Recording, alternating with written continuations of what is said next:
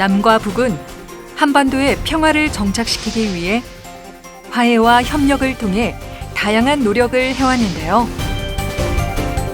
분단 이후 지금까지 어떤 노력들이 있었을까요? 6.25 전쟁 직후 남북 간 적대감이 고조되고 대립은 더욱 심해져 갔습니다. 1969년 닉슨 독트린 이후 세계적으로 냉전 체제가 완화되고 남북 관계도 변화가 시작됩니다.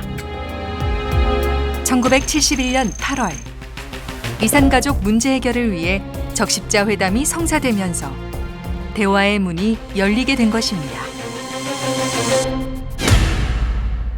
1972년 7월 4일 냉전 체제가 이어지던 한반도에 놀라운 일이 벌어집니다.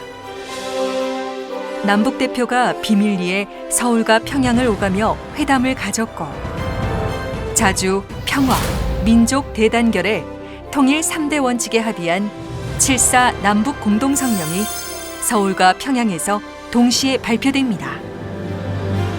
7.4 남북 공동성명은 분단 이후 적대관계에 있던 남북이 최초로 합의한 평화통일 원칙이었습니다. 하지만 냉전체제와 적대적 대결 구도라는 근본적인 제약 때문에 화해와 협력으로 이어지지 못했는데요. 그래도 자주, 평화, 민족, 대단결 3대 원칙은 남북 기본 합의서와 이후 남북 간 모든 대화의 기본 지침이 되었습니다.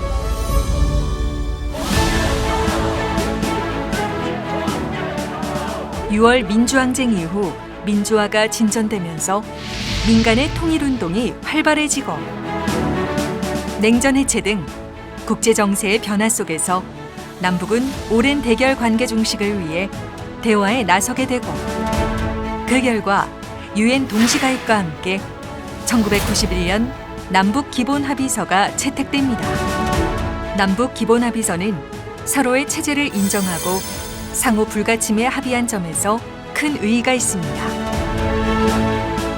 아쉽게도 전면적으로 실행되지 못했지만 그 이후 남북 관계에 커다란 영향을 미쳤고 남북 간 합의의 기틀이 되었습니다.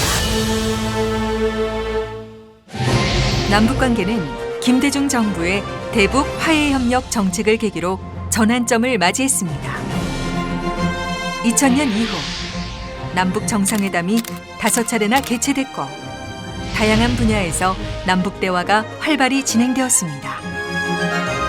2000년 6월 분단 이후 최초로 평양에서 남북 정상회담이 개최됐습니다. 김대중 대통령과 김정일 국방위원장이 만나 이산가족 문제, 경제, 사회문화 교류 문제 해결을 위한 6.15 남북 공동선언에 합의하였습니다. 6.15 선언은 남북이 당장 제도적, 법적 통일을 이루자는 게 아니라 서로 현 체제를 인정하고 평화적으로 공존하면서 교류 협력을 통해 점진적, 단계적으로 사실상의 통일을 이루어 나간다는 데 합의한 것입니다. 이후 이산가족 상봉과 서신 교류가 이어지고 남북 간 교역도 빠르게 확대되었습니다. 1998년에는 남북 화해 분위기 속에 현대 정주영 명예회장이 1,001마리의 소떼를 몰고 북한을 방문하기도 했습니다. 이 일을 계기로 금강산 관광이 시작되고 2008년 7월 관광이 중단되기까지 누적 관광객 수만 193만 명을 기록했습니다. 노무현 정부는 김대중 정부의 포용 정책을 계승했습니다.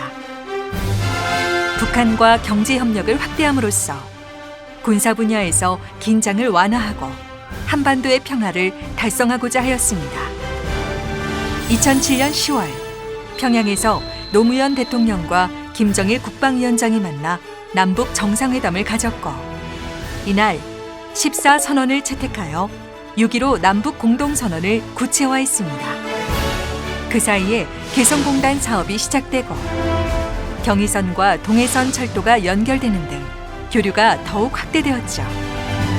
남북철도 도로 연결 사업은 철도의 경우 2007년 5월 남북 열차 시험 운행이 실시된 후 같은 해 12월부터 약 1년간 경의선 우리측 도라산역과 북측 판문역 간에 남북 화물 열차가 정례적으로 운행되기도 했습니다.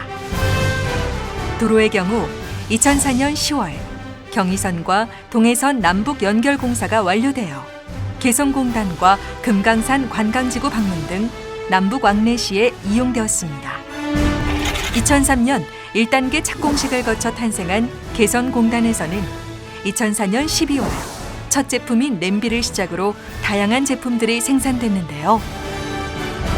2016년 2월 기준 총 125개 기업이 입주하여 약 5만 5천여 명의 북한 근로자가 근무했고 기업들은 연간 약 5억 6천만 달러의 제품을 생산했다고 합니다. 하지만 북한의 핵실험과 장거리 미사일 발사 등의 도발이 이어지며 남북 협력과 평화의 상징과도 같았던 개성공단 사업이 중단되고 남북 간 긴장이 지속됩니다. 문재인 정부 출범 이후 남북 관계에도 다시 변화가 일어나기 시작합니다. 정부는 북한의 핵포기를 종용하면서도 한반도의 항구적 평화 정착을 위한 남북 대화 의지를 표명합니다. 북한의 김정은 위원장도 이에 호응하여 2018 평창 동계올림픽에 선수단을 파견하면서 냉랭했던 남북 관계에 개선의 물꼬가 트였습니다.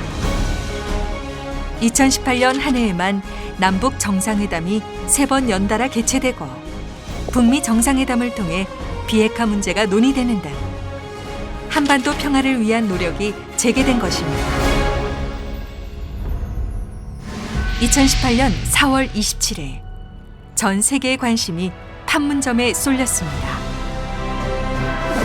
판문점에서 문재인 대통령과 김정은 국무위원장이 10여 년 만에 남북 정상회담을 가졌기 때문입니다. 두 정상은 이날 남북관계 개선, 군사적 긴장 완화, 한반도 비핵화 및 평화체제 구축 등의 방안을 담은 4.27 판문점 선언을 발표하였습니다. 같은 해 9월 평양에서 열린 또 한 번의 정상회담에서 남북 정상은 판문점 선언의 이행 성과를 평가하고 향후 남북 관계를 지속적으로 발전시켜 나가기 위한 9.19 평양 공동선언에 합의했습니다. 이 합의에는 한반도 전 지역에서 실질적인 전쟁 위험 제거와 근본적인 적대관계 해소, 군사 분야 합의서의 채택 이행, 동서해선 철도도로 연결 착공식 개최, 여권 조성 시 개성공단과 금강산 관광 정상화 등에 대한 다양한 내용이 담겨 있습니다. 남북은 대화 외에도 다양한 교류와 협력의 방식으로 한반도 평화를 위한 노력을 해왔습니다. 금강산 관광, 개성공단, 철도 도로 등의 경제 협력 외에도 이산가족 상봉이나 사회문화 교류 등 다양한 방면의 협력을 추진했습니다. 사회문화 교류는 1985년 이산가족 고향 방문과 남북예술단의 상호 방문 공연으로 시작됐고요. 이산가족 대면 상봉은 2000년부터 2018년까지 총 21차례, 화상 상봉은 7차례 진행됐습니다. 이산가족 생존자 대부분이 80세 이상 고령입니다. 헤어진 가족을 마음에 품은 채 돌아가시는 어르신들이 많이 계신데요. 하루라도 빨리 이산가족이 다시 만날 수 있게 되길 바랍니다. 체육 분야는 어떨까요? 국제 스포츠 대회에 남북이 단일팀을 이뤄 참가하거나 공동 입장한 사례가 많습니다. 2018년 자카르타 팔렘방 아시안 게임에서는 남북 카누 단일팀이 최초로 금메달을 따는 성과를 올렸습니다. 학술과 문화재 분야에서는 남북 역사학자 협의회가 2006년 평양 일대 고구려 고분군에 대한 공동 실태 조사를 한 바 있었고요.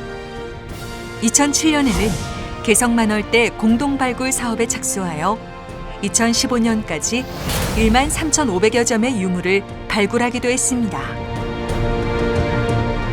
남북은 언어 동질성 회복 노력의 일환으로 결의말 큰 사전 남북 공동 편찬 사업도 추진했습니다.